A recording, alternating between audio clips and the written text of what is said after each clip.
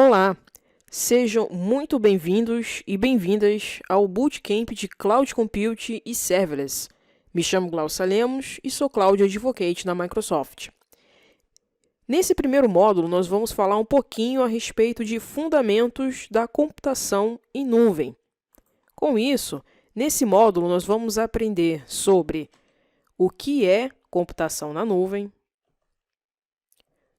quais os benefícios da computação em nuvem, os tipos de serviços de nuvem, se nós usamos o serviço IaaS, o PaaS, o Serverless ou o SaaS, e a computação em nuvem em todo lugar.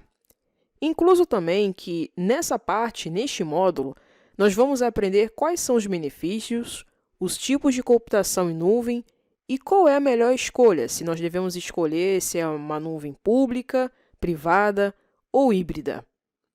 Vamos nessa? Computação na nuvem. Então, para a gente entender um pouco mais a respeito da computação na nuvem, nada melhor do que a gente entender a definição do que é. O que é, na verdade, a computação na nuvem. Então, o que é a computação na nuvem? A computação em nuvem é o fornecimento de serviços de computação.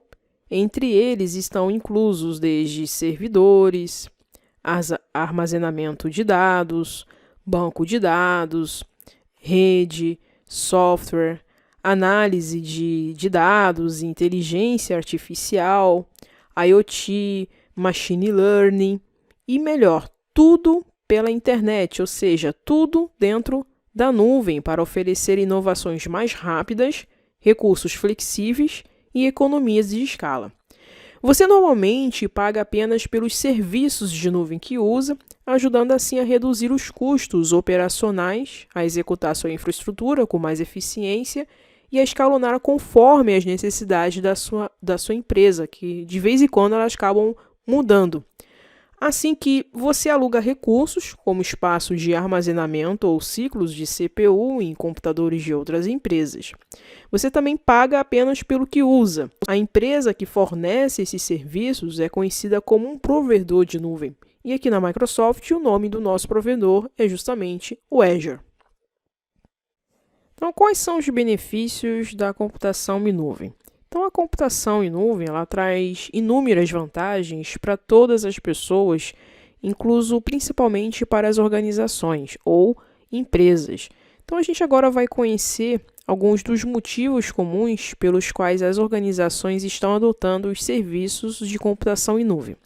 Entre eles tem a questão do custo, que o custo ele elimina o gasto de capital com a compra de hardware e software, configuração e execução de data centers locais, incluindo racks de servidores, disponibilidade constante de eletricidade para energia e refrigeração, além de especialistas de TI para o gerenciamento da infraestrutura. Então, tudo isso não há necessidade de ter pessoas alocadas ali. Então, tudo isso contribui para o alto custo da computação quando você precisa alocar esse tipo de serviço presencial. Um outro benefício é a questão da escala global. Os benefícios dos serviços de computação em nuvem incluem a capacidade de dimensionamento elástico. Então, em termos de nuvem, isso significa fornecer a quantidade adequada de recursos de TI, assim como potência de computação maior ou menor, o armazenamento e largura de banda, sempre que necessário e na localização geográfica correta, onde precisa estar alocando mais dados daquela determinada região.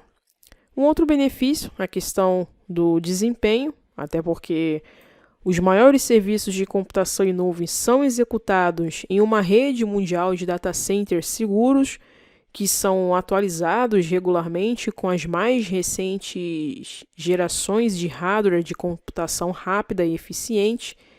Isso oferece diversos benefícios em um único data center corporativo, incluindo aí latência de rede, reduzindo para aplicativos e mais economia de escalonamento. Temos um outro benefício, a questão da segurança, que muitos provedores em nuvem oferecem um amplo conjunto de políticas, tecnologias e controles que fortalecem sua postura geral de segurança ajudando a proteger os dados, as aplicações e a infraestrutura contra possíveis ameaças ou até ataques.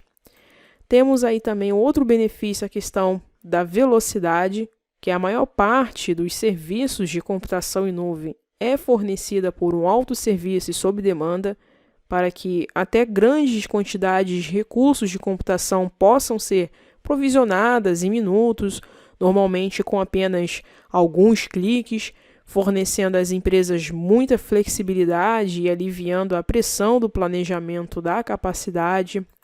Temos outro benefício, a questão da produtividade, porque esses data centers locais normalmente exigem pilhas de equipamentos e implementações, tais como configuração de hardware, configuração de software e outras tarefas demoradas de gerenciamento da TI.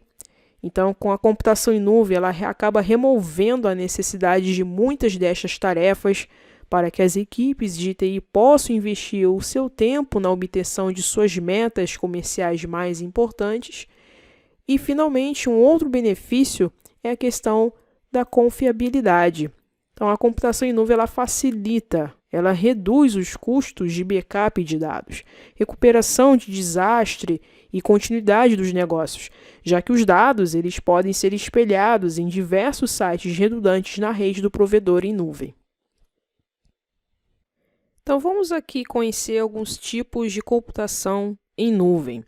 Então, nem todas as nuvens são iguais e não há um tipo de computação em nuvem que seja ideal para todas as pessoas. Vários modelos, tipos e serviços diferentes evoluíram para ajudar a oferecer a solução certa para as suas necessidades.